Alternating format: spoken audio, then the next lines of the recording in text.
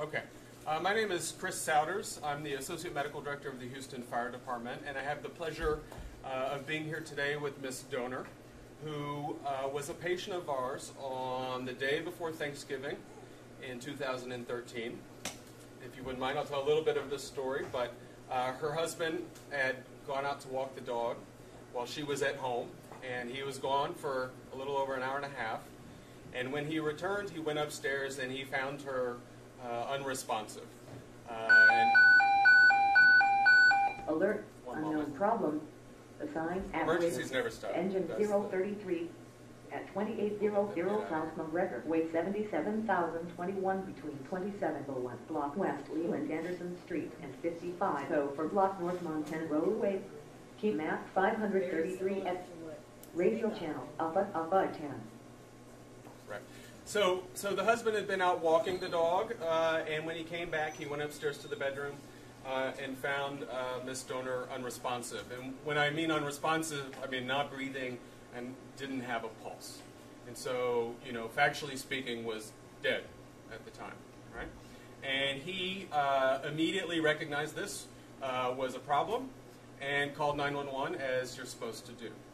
He spoke to the 911 call taker, who also recognized this as an emergency situation and followed her protocols in order to instruct Mr. Donor to do CPR and to do chest compressions. Because what's most important at that period of time is that before the ambulance can get to you, we need bystanders, family, whoever comes across the scene to do chest compressions to circulate the blood up into the brain and keep the brain and heart alive, because the heart's not working at that particular point in time. And so that's what you did. You did chest compressions, and then apparatus and firefighter personnel, paramedics and EMTs arrived from this station and found you and took over the care. Right? They gave you some medicine. I believe they gave you a little electricity and got a pulse back and took you to St. Luke's Hospital down in the medical center. And I don't know if the firefighters know all this, but from talking with you, you were started on the therapeutic hypothermia, which is when the hospital cools your body down, which enables your brain to be protected from any injury while they fix your heart. And then they fixed your heart and rewarmed you up, and you awoke. And you're as back to normal today as you were before, right? One would like to hope, right? Yes. Yeah. So, what this cycle illustrates is a concept called the chain of survival, which is something the American Heart Association talks about. And it takes someone to recognize something is going on, that there's an emergency, and to immediately activate 911 response to get medical care to you. And then step 2 is to do the early CPR, the bystander CPR, to buy time and to give us time to get to the scene. Right? And then early advanced care at the BLS and ALS level, which got your pulse back of your heart, and then the appropriate post-arrest care at the hospital, which in this case was your whole cardiac evaluation and the hypothermia to minimize any damages. And so your case illustrates very well, when all of the links in the chain work together, that you can have a perfectly good outcome. And if there's any bad link in that chain, then the whole thing might fall apart and you don't end up, you know, with the outcome one would desire. Right? And so I really want to thank you for coming here today, because, you know, the firefighters make almost 1,000 runs every day. We make, oh my goodness. We make 6 or 7 cardiac arrests every day, and they don't end up always with the same outcome. And so firefighters don't always hear and get the appreciation from people that have had good outcomes from their actions in the field. And so we do really appreciate you coming today and expressing your story and your thanks for that, because it gives them the motivation and the understanding of what good their actions can do for someone that they don't know, right? Which is why they do this whole job to begin with, right? And so I'll let you say something, and then we have some certificates of appreciation that we'll take some photos and put the photos there after you talk. So we'll let this apartment fire dispatch go out. Manpower response. Unit 055. District Chief 046. District Chief 026. Engine 046. Engine 035. Engine 040.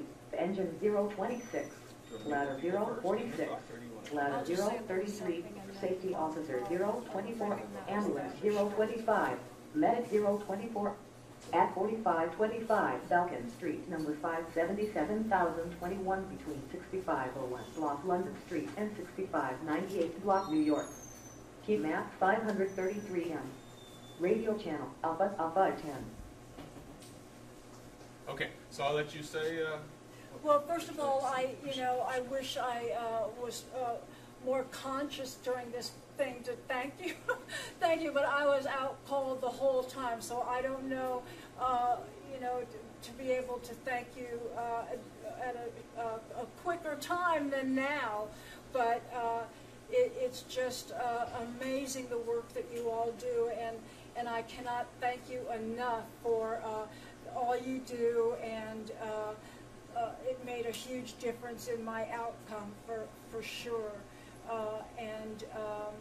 As I say, I was totally unconscious, so I didn't have the ability to thank you all when all this was going on, or at least after I came out. So I'm sorry that it took so long to do this, but it's hard work, I'm sure, for you all, and it's emotionally difficult, I'm sure, and I just want to thank you so very much for all the work that you did on me, and be able to support my husband to get me where I needed to go and get the whole thing going to have the outcome that I have now. So thank you so very much. I don't know if you wanted to say. Well, I just want to thank you also. I've never heard the story about the chain of survival before, but I think Christine's case really illustrates how that works, and that really expresses my appreciation from the 911 call.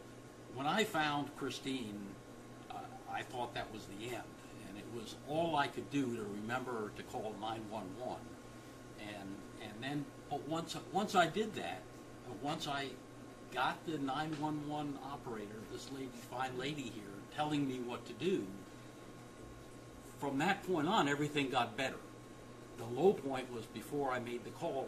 Once your system got engaged, and I started the CPR, you guys showed up seemingly within a couple of minutes.